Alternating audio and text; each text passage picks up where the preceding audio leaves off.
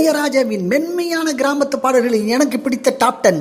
ராசாத்தி ஒன்ன காணாத நெஞ்சு, ஆசையில பாத்தி கட்டி நாத்து ஒன்று நட்டு வச்சேன் நான் பூவாயி, பூங்காத்து திரும்புமா, குடகுமலை காற்றில் ஒரு பாட்டு கேக்குதா ஏன் பைங்கிளி, மாங்குயிலே பூங்குயிலே சேதி ஒன்று கேளு, குயில் பாட்டு வந்ததென்ன இளமானி, பச்சை மலை பூவு நீ உச்சி மலை தேனு, செண்பகமே செண்பகமே, சின்ன பொண்ணு சேல செம்பகப்பு போல, அடி பூங்குயிலே பூங்குயிலே கேளு.